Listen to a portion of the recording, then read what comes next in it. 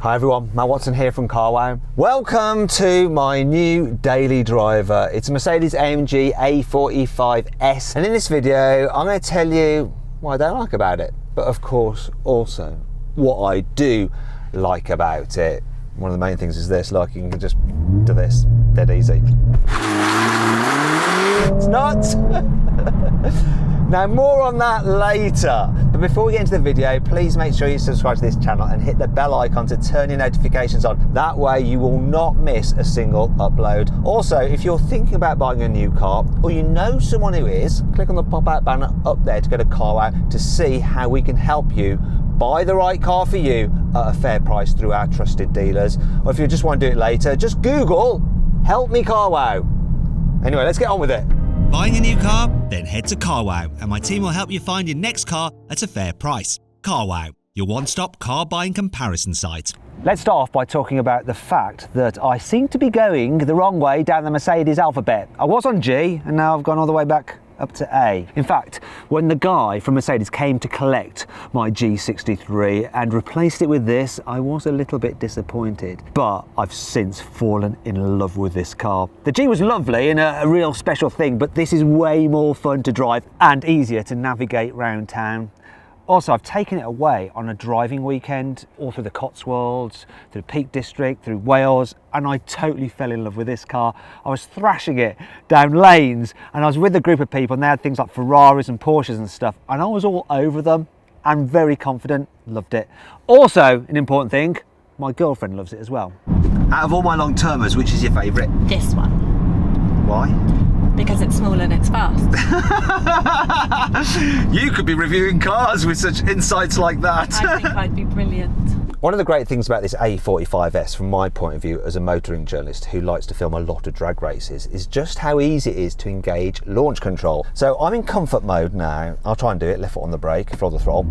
Nah, it's not having any of it. But all I have to do is just turn the dial into race. My left foot is still on the brake. Now I floor the throttle. Race start is ready. Though I'm not ready to go yet, so I just disengaged it. Actually, I am ready to go.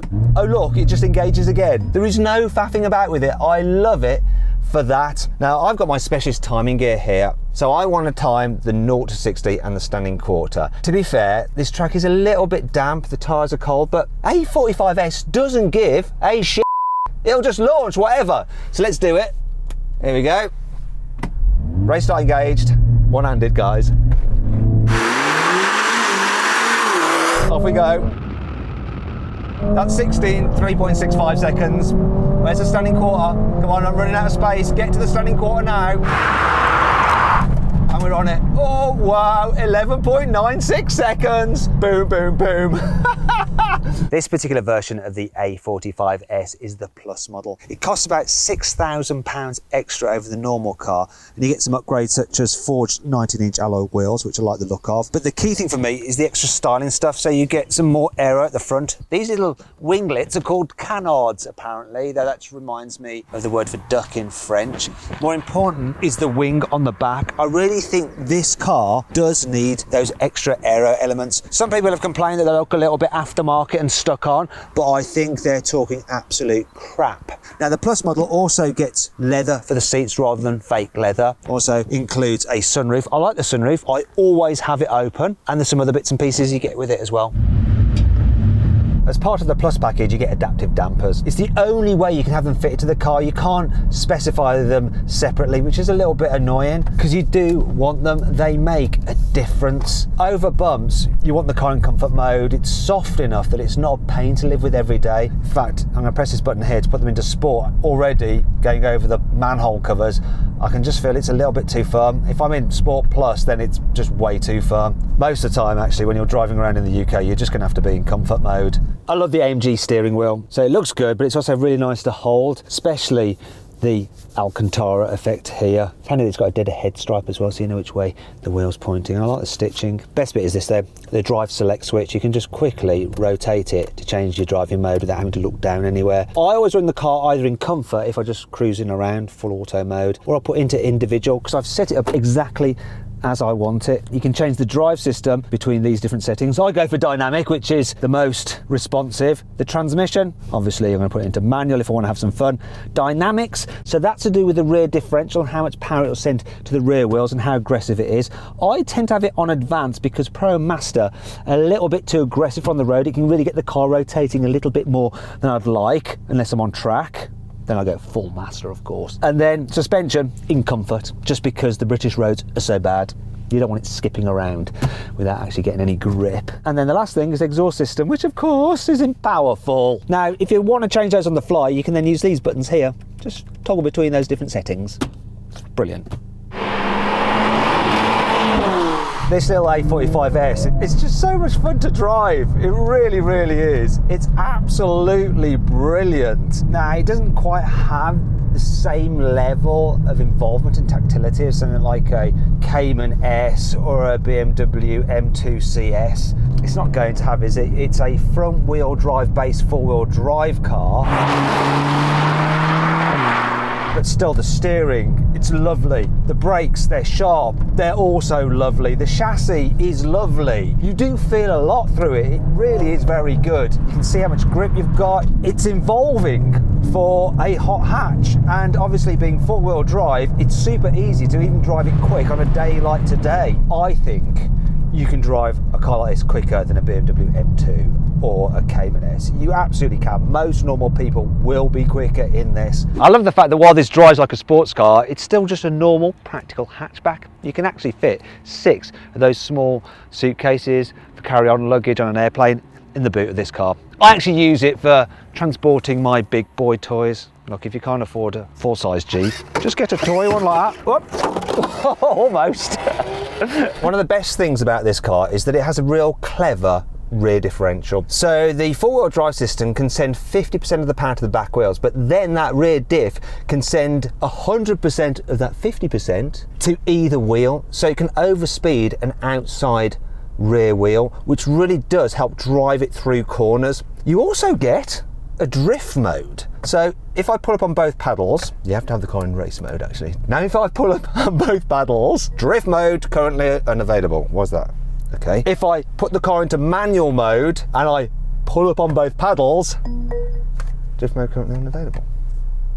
If I turn the stability control all the way off and now pull up on both paddles, drift mode is available, confirmed by pulling up. Let's do it. Let's get in gear. God, I'm hopeless at this, aren't I?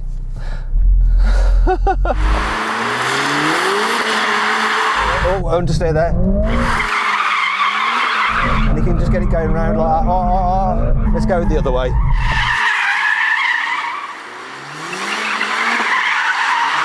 Now this is actually quite good when you're just driving on the road, because that sensation of the car coming around and driving you from the outer rear wheel is just lovely. And of course it's quite a bit of fun when you're just on a skid pad.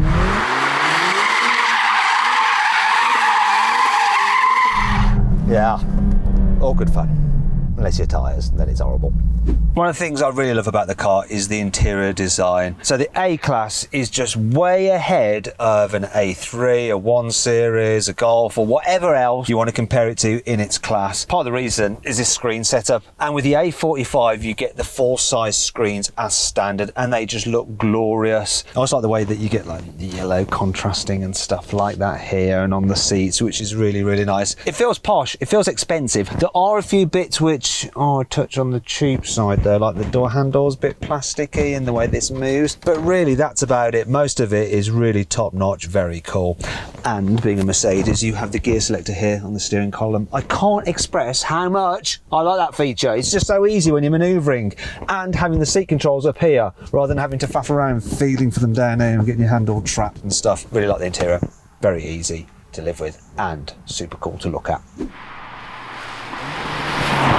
I've got to give a special mention to the seats. They are absolutely wonderful. They're really comfy over long distances. I've spent hours in these seats. No backache at all. Yet they grip you perfectly. You can actually alter how much they grip you by pressing a button, squeezing in the side bolsters, and then you can just get them to fit your body. It's almost like you're tailoring the seat to yourself.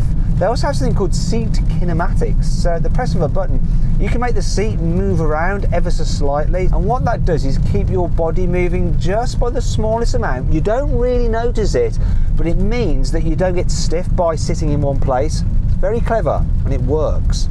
I really like interior ambient lighting on cars, and this A45 S has 64 different colours for you to choose from. Oh, I'm going to settle with green. I think it just works really nicely with the yellow stitching and the yellow exterior paint. And actually the yellow and green colour combination actually matches that in the lounge in my flat. Another nice feature is this: whenever you turn up the temperature, even though you have like green in the gauges now because that's my chosen colour, if I turn up the temperature it goes red, and if I make it colder it glows blue, and then eventually it will go back to the green. It's cool.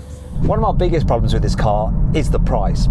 It starts from just under £51,000. This one with a plus package is almost £57,000, which is nuts. It's just so much to pay for a hot hatch. It's similar money to a Porsche Cayman S. Though to be fair, this does have 70 more horsepower than the Porsche, and I think its engine is a lot nicer. Biggest problem though is the CLA 45S. That's only £2,000 more, and I think if you're paying that kind of money, you feel like you've got a more grown-up car than a hot hatch, so I'd probably go for that. Now if you click on the pop-out banner up there, you can go to carwow, because I've configured a CLA 45S. Now can you get it for less than an A45S? Well, go click on the link and find out if I've managed to get a deal cheaper than this car. I do get rather annoyed with constantly having to stop to fill up this car with fuel. You see, the tank is only 51 litres, which is all right for a normal A-class, but yeah, with something that's as thirsty as this, you want it to be slightly larger. So I'm averaging 25 miles per gallon with this thing. On a run, I can probably do about 28 and get it up to 30 if I'm just cruising on the motorway. But then, when you want to have some fun, this thing will just drink fuel like crazy. One of the things about the G-Wagon, I didn't have to fill it up so much, but when I did, I'd be there for ages because its tank was so huge. This one, I just wish I could put more fuel in it in one go. One of the things that I personally find annoying about this car, which you probably won't, and it's just because I'm a motoring journalist, it's that when I'm presenting to camera and I'm saying the word Mercedes, what would you like to do? Then the car just interrupts my piece to camera and then I have to record it again. It's really frustrating. Cancel, cancel. It also made me realise that I often talk to myself. You see, the other day I was just driving along and I was thinking about a video I was going to do on this A45, and then the system just piped up. It was like, how can I help you? Reason being, I was obviously thinking the word Mercedes, but actually... How may I help you? I was also saying it. What can I do for you? So there you go. I just talked to myself. Could you repeat your input, please? I feel like I'm talking to myself now, by the way, love. Go on, bugger off. You'd expect that AMG would put real exhaust tips on the A45S, but no, they couldn't resist the temptation to do some fakery. They look real because they do actually have holes in them, but that doesn't really lead to the exhaust pipe. There is an exhaust pipe behind there, but there's only one. If you look in, you'll see exactly what I mean. These are just for show. They look nice, but they ain't fooling the carwow stick of truth.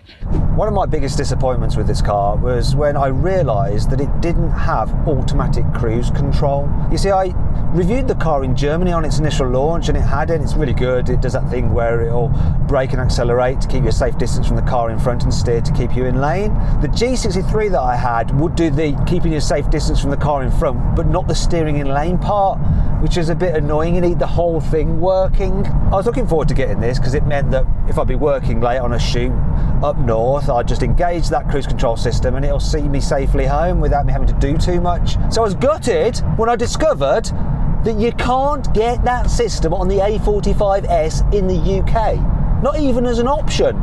All you get is that normal cruise control, the old-fashioned one, which is absolutely useless unless you do all your driving at 3 AM in the morning when there's no other cars about. I really like the driving position in this car.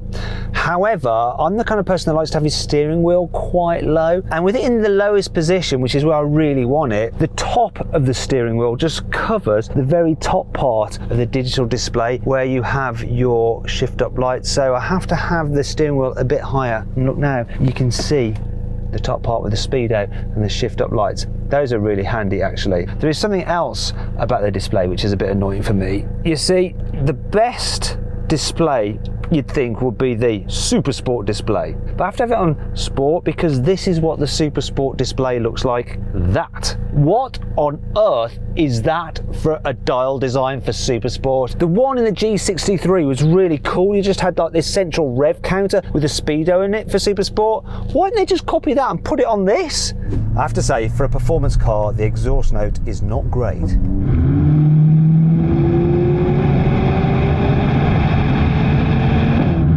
To onlookers, people on the outside, it just sounds like they're being passed by a slightly angry vacuum cleaner. The noise inside is a bit better. It's as though they enhance it in the cabin, because then you can hear the pops and bangs a bit more and the farty sound on the upshift.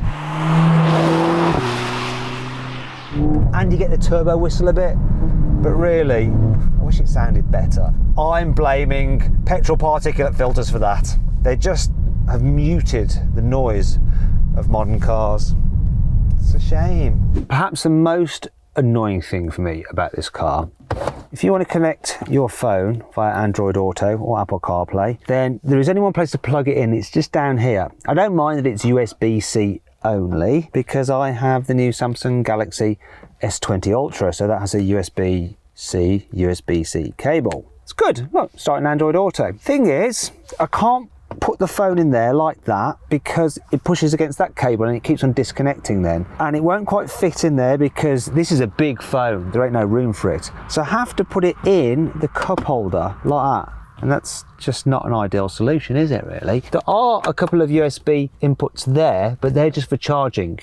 They won't actually run Android Auto if you plug it in there, because ideally that's what you'd want to do. You have your phone out of sight, locked away and plugged in there, and then you just operate it through the screen. Why did you do it that way around Mercedes? One last thing is that I'm not sure that if I was buying this car, I would go for this colour. I do like it, but if it's my own money, I'd play it safe and go for the matte grey because it looks super cool in that scheme. Also, this yellow seems to attract the insects quite a lot. I've been filming this car in summer and it just draws wasps to it. I think it's the fact that it's black and yellow, just like them, so they see an affinity for it and they just want to go and hang out with it, which is really annoying. In fact, I've nicknamed this car the German Wasp on account of the fact that it looks like one and it's definitely got a sting in its tail. Now, what do you think about this car? Let me know in the comments below, and also come up with some ideas of some videos you'd like me to do with it. I'll be reading through your comments and I'll see if I can make them happen. I hope you all enjoyed the video. If you did, please give it a like. Also, let me know what you thought of it in the comments below. Be kind though, because I do read the comments and you don't want to upset me. Now, if you'd like to watch some more videos, just click on the windows there. And if you click on the box there, you can download the free CarWow app where you can check out all our different car reviews and also see how much money you can save on a new car through our trusted dealers. Trust me, we can save you a ton of cash. The app also includes a special car valuation tool where you can actually use your phone's camera to scan the number plate of a car and it'll tell you how much it's worth. Go download it, it's free.